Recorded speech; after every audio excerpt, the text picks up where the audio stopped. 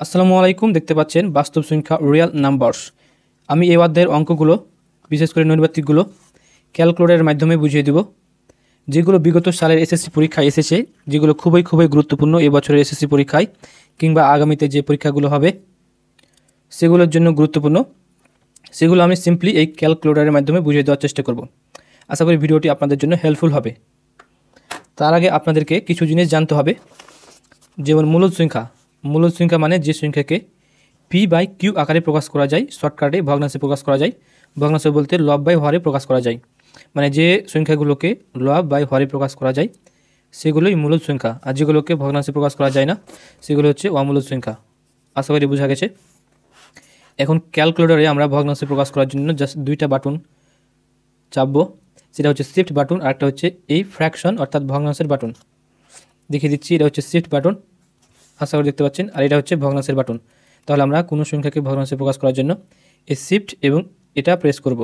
ওকে, আশা করি বুঝতে পেরেছেন। তো চলুন আমরা এখন কিছু কোয়েশ্চেন দেখি এবং সে অনুযায়ী ক্যালকুলেটরে সলভ করি। দেখতে পাচ্ছেন 83 নম্বর অঙ্ক, খুবই গুরুত্বপূর্ণ। দিনাজপুর বোর্ড 2017 সালে, রাজশাহী বোর্ড 2015 সালে এসএসসি পরীক্ষা এসেছিল, আর এগুলো কিন্তু মাদ্রাসা বোর্ডে আসে। যাই হোক, আমরা এখন এটা ক্যালকুলেটরের মাধ্যমে করার চেষ্টা করব। Very easy. এ ধরনের অঙ্কগুলো অনেকেই ভয় পেয়ে করে না। তার আগে আমরা দেখতে পাচ্ছি এখানে লেখা আছে 0.4, তারপর পূর্ণাবনিক বিন্দু, 5-এর উপর পূর্ণাবনিক বিন্দু। আমরা এটাকে যদি খাতায় তুলে নিই, 0.45 এই দুইটার উপর পূর্ণাবনিক বিন্দু দেওয়া আছে। তাহলে আমরা কি জানি, পূর্ণাবনিক মানে যে জিনিসটা বারবার রিপিট হবে, রিপিটেড টার্ম, তাই না? তাহলে এই ডিজিটটা বারবার কী হবে, রিপিট হবে। তার মানে এটাকে আমরা লিখতে পারি 0.4 বারবার রিপিট হবে, 5 বারবার রিপিট হবে। সো 4 5 মানে এভাবে অসীম পর্যন্ত চলতে থাকবে, তাই না? এটার কোনো শেষ হবে না। আশা করি বুঝতে পেরেছেন। তাহলে এটাকে আমরা লিখতে পারি 0.4 তারপর পূর্ণাবনিক, 5-এর উপর পূর্ণাবনিক। এটাকে আমরা এভাবে লিখতে পারি, তাই না? এটাকে আমরা একটু ছোটো করি, হ্যাঁ, আশা করি দেখা যাচ্ছে। এখন এটাকে আমরা এভাবে লিখতে পারি। এখন জাস্ট আমরা অপশানগুলো চেক করবো, তাই না? আমি সুন্দর করে বুঝিয়ে দিচ্ছি। ক নম্বর কী লেখা আছে, 4/9। আমরা এখানে সুন্দর করে 4/9 ক্যালকুলেটরে তুলে নেব।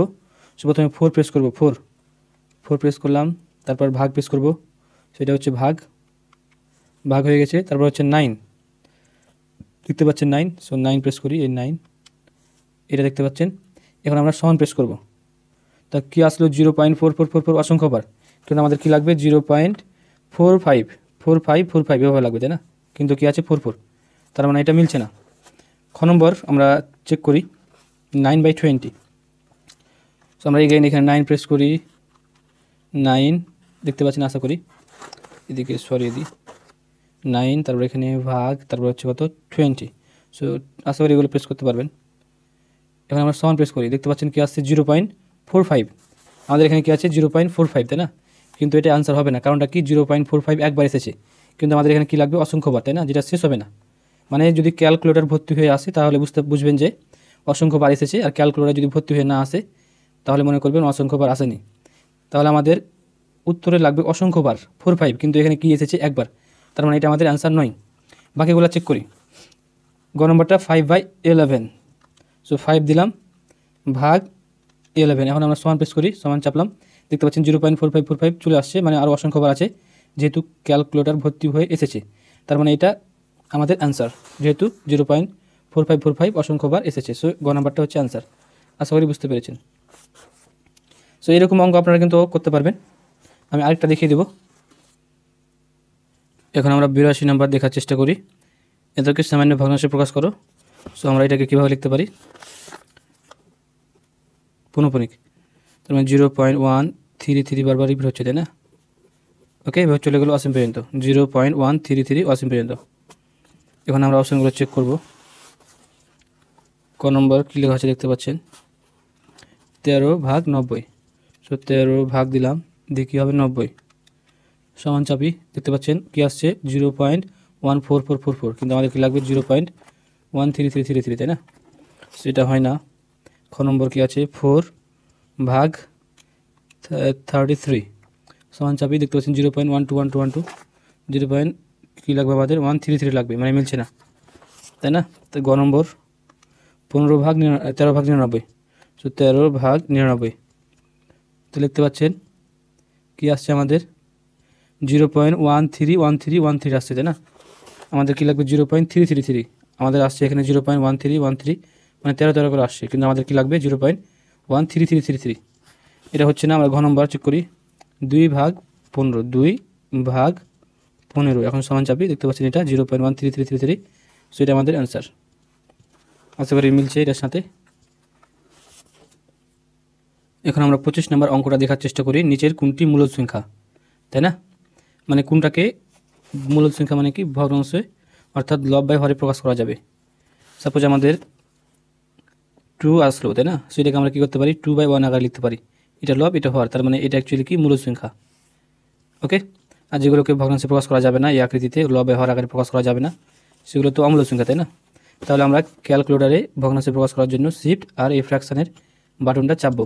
ওকে, সো আমরা এখন ক নম্বরটা ক্যালকুলেটারের মাধ্যমে করব। তার আগে বলে রাখা ভালো, যেগুলো রুটযুক্ত সেগুলোকে আমরা এক্সট্রা ব্র্যাকেট দিয়ে আবদ্ধ করে দেব, যাতে কোনো সমস্যা না হয়।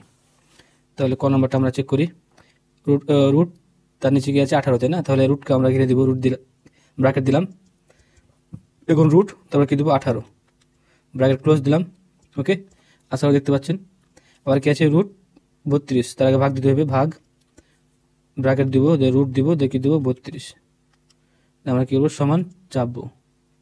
এখন এটাকে আমরা যদি ভগ্নাংশে প্রকাশ করতে চাই তাহলে কী করব, এই শিফট এবং এই ভগ্নাংশের বাটন প্রেস করব।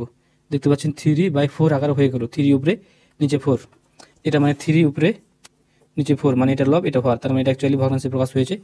তার মানে ক নম্বরটা হচ্ছে মূলদ সংখ্যা। খ নম্বরটা আমরা চেক করি, খ নম্বর যদিও হবে না, খ নম্বর অমূলদ সংখ্যা হবে, তাও আমরা চেক করি, তাই না? সো ব্র্যাকেট দিলাম, তারপরে কী দেবো রুট 3, সো রুট চাপলাম, 3 চাপলাম, ব্র্যাকেট ক্লোজ করলাম। ওকে, তারপর কী দেবো ভাগ, সো ভাগ দিলাম, আবার রুট, আবার ব্র্যাকেট ক্লোজ, আবার রুট, আবার কী দেবো 2 দ্য ব্র্যাকেট ক্লোজ। আশা করি দেখতে পাচ্ছেন, এটুকু তুলে নিলাম, এবং সমান চাপবো। এবং এটাকে যদি আমরা ভগ্নাংশে প্রকাশ করতে চাই তাহলে এই শিফট চাপবো আর এই বাটনটা চাপবো, ফ্র্যাকশনের বাটন। দেখতে পাচ্ছেন এটা চাপার পরে কী হচ্ছে না, ভগ্নাংশে প্রকাশ হচ্ছে না, তার মানে এটা অ্যাকচুয়ালি কি অমূলদ সংখ্যা। কারণটা কি? কারণটা হচ্ছে এটাকে ভগ্নাংশে প্রকাশ করা যাচ্ছে না।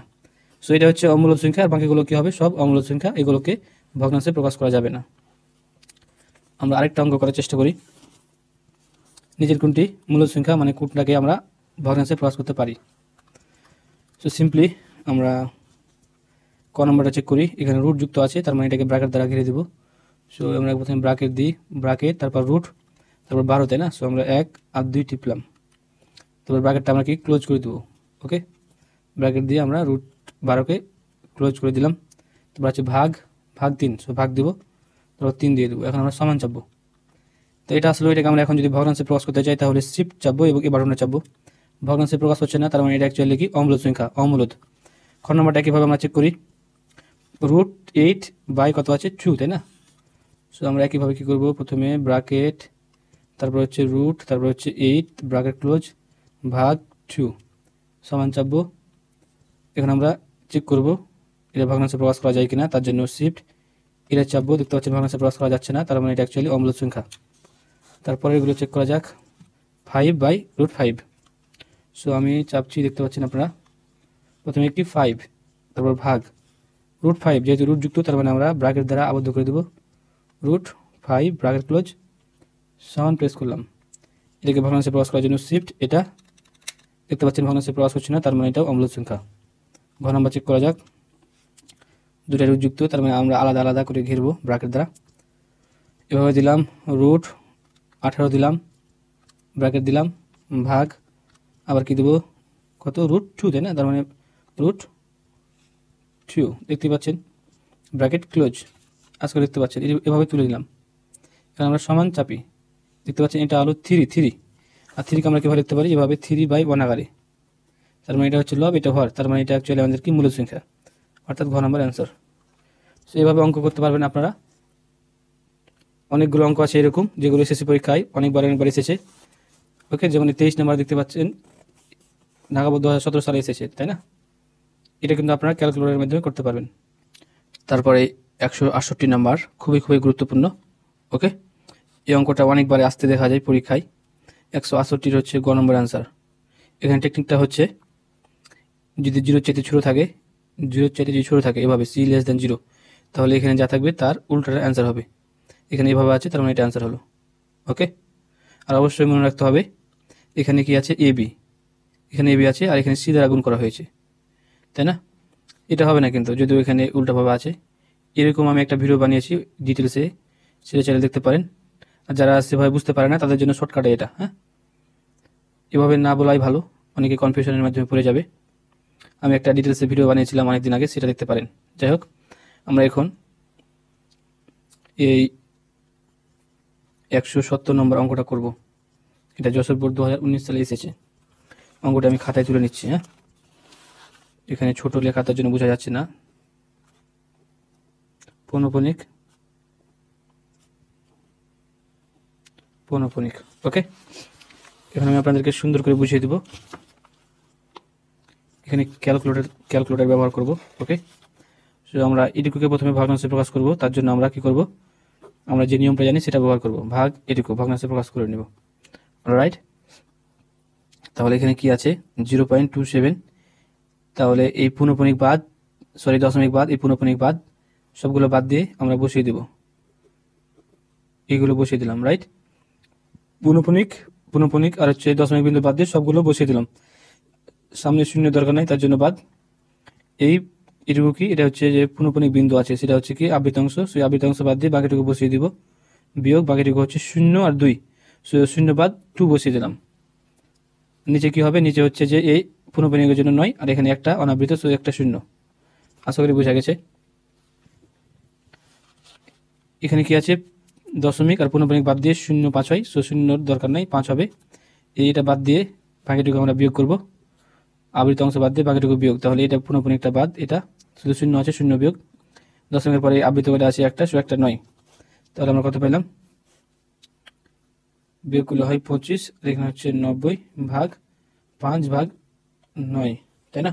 সো আমরা সুন্দর করে এটা ক্যালকুলেটরে তুলে নেব। এইভাবে লিখে দিচ্ছি, এটাকে আমরা এইভাবে তুলব, 25 ভাগ 90 ভাগ 5 ভাগ 9, এটা এইভাবে। আর এখানে ভাগ আছে, তার জন্য ভাগ বসালাম।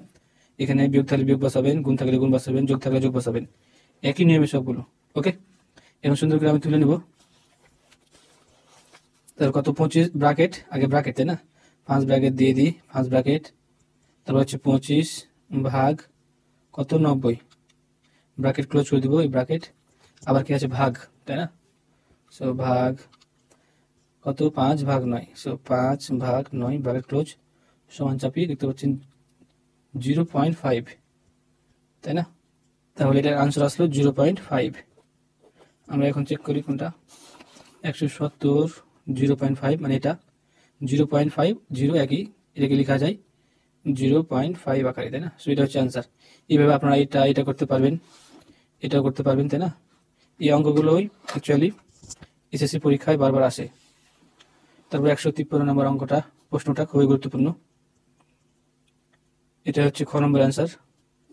সকল পূর্ণ এবং ভগ্নাংশ সংখ্যাকে বলা হয় মূল সংখ্যা। আপনারা যদি যথেষ্ট সাড়া দেন তাহলে আমি আরও ভিডিওগুলো বানানোর চেষ্টা করব, যেগুলো ক্যালকুলেটরের মাধ্যমে সলভ করা যায়। আমি আর আজকে ভিডিওটা বড় করলাম না। দেখা হবে পরবর্তী ভিডিওতে। সে পর্যন্ত ভালো থাকবেন, সুস্থ থাকবেন এবং আমাদের চ্যানেলের সাথে থাকবেন। আল্লাহ হাফেজ।